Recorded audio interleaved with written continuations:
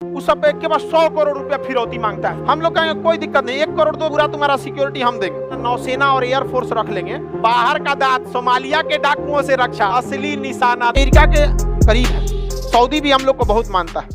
अगर हम लोग दबाव बनाए लोग यमन सरकार पे कि हमको इस सोकोत्रा द्वीप पर 2-4 बीघा एरिया भाड़ा पे दे दो, किराया पे दे दो, लीज पे, और वहां हम अपना नौसेना और एयरफोर्स रख लेंगे, कितना खतरनाक हो जाएगा। और चाइना चिल्लाने लगेगा पाकिस्तान हमको घेर रहा है, मारेगा, तो भारत कैसे, तुमको मारने के लिए घेरने की क्या जरूरत है? नहीं समझ में आया? तुमको मारने के लिए यहां कम पड़ेंगे। तो दुनिया में जवाब देना पड़ता है।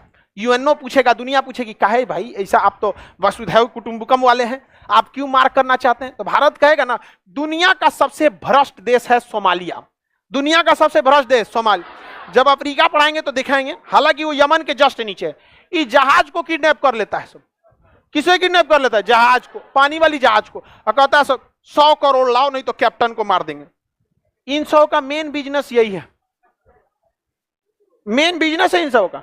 एक दिन भारत के जहाज पकड़ लिया सब, तो वहीं से गुजर रहा था इंडियन नेवी का शिप, वहां से गया सब मार्कोप्स कमांडो, बड़ी मार मारा सब, सबको बड़ी मार मारा, सब हाथ जोड़ो। तो हमरा नहीं पता था ऐसे झंडा साटना चाहिए ना ऐसे। तो भारत सरकार ने नियम बना दिया कि हर एक ट्रेन पे, ट्रेन के हर एक बॉगी पर तिरंगा झंडा, जहाज पर तिरंगा झंडा, पानी वाली जहाज पर तिरंगा झंडा। तब कहा ना बहुत मारता है सब, सब खाली कहता है सब कि हम लोग अहिंसा वाले हैं, बड़ी मारता है सब। तो भारत के पास बहाना है कि भाई हम यहां नौसेना रखेंगे और सेफ्टी देंगे पूरी दुनिया को। और दुनिया का सबसे ज्यादा व्यापार किस नहर से? स्वेज नहर से। सबसे ज्यादा पानी वाली जहाज स्वेज नहर, और सबको चाहिए सेफ्टी, तो यहां बना देंगे लोग पुलिस चौकी। समझ में आ गया कि नहीं आ गया? लेकिन बिहार पुलिस को नहीं रखेंगे, वो जहाज को रुकवाएगा पानी में से। साहब बैठे हैं, लो लो, समझ में आ गया? साहब बैठे हैं, टूटा कुर्सी पे को बैठा देगा, ढसल कुर्सी पे। अब जरा धूप धुआं हुआ सब लगते रहेगा, उसको जाम लगल है, लेकिन समझ में आ गया? आर्मी सही है। क्या सही है? आर्मी सही। समझ में आ गया कि नहीं आ गया? किसी को दिक्कत? आप बताओ बाबू मित्रों, आप बताओ यहाँ सेना का अड्डा होना चाहिए कि नहीं होना चाहिए? होना चाहिए। लेकिन अभी तक हमको समय नहीं मिला। कब लीजिएगा?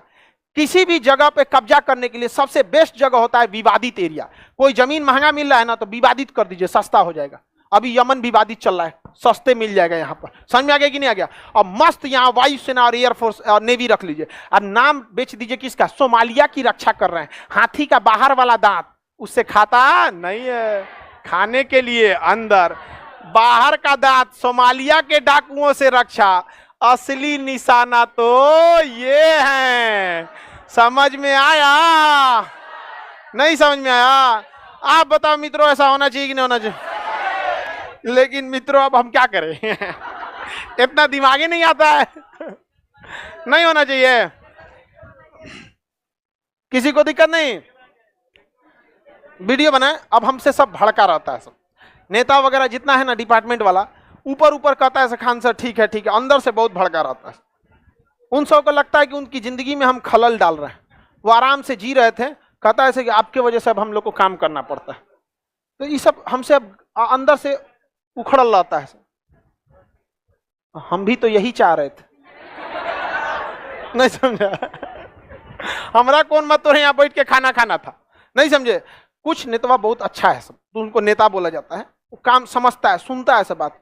कुछ को कोई मतलब नहीं रहता, मशरूम है सब। ऐसा नहीं है कि 100% कोई चीज खराब होता है, लेकिन जब कोई चीज 70% खराब हो जाती है तो फिर वो किसी काम का नहीं रह जाता। वो 30% को भी बिगाड़ देते हैं। आगे बढ़े, मशरूमों को बताइए। हम किसको बताएं? ये बताइए, हमारे शिक्षक का काम है। पूरा भारी भरकम विदेश मंत्रालय है, रक्षा मंत्रालय है। रक्षा मंत्रालय में कर क्या रहे हैं लोग? हाँ, इससे जो चाइना हुआ से यहाँ चला है, आपको यहाँ नहीं जाया जा रहा है। समझे नहीं क्या? बहाना भी आपके पास सोमालिया के डाकू, और भी कमाने का रास्ता। यहाँ का पूरा भाड़ा हम निकलवा सकते हैं। कैसे? यहाँ पे पुलिस चौकी बना दीजिए, छोटा छोटा कोस्ट गार्ड का जहाज बना दीजिए। समझ में आ गया कि नहीं? और जितना जहाज जाए उस सब के पास 100 करोड़ रुपया फिरौती मांगता है, सब सोमालिया वाला पकड़ लेता है। हम लोग कहेंगे कोई दिक्कत नहीं, 1 करोड़ दो, पूरा तुम्हारा सिक्योरिटी हम देंगे। समझ में आ गया नहीं आ गया? 1 करोड़ में तो हमारे यहाँ बिहार में कितना वैकेंसी निकल जाएगा, 50-50 हजार सैलरी वाला पे। नहीं समझ में आया?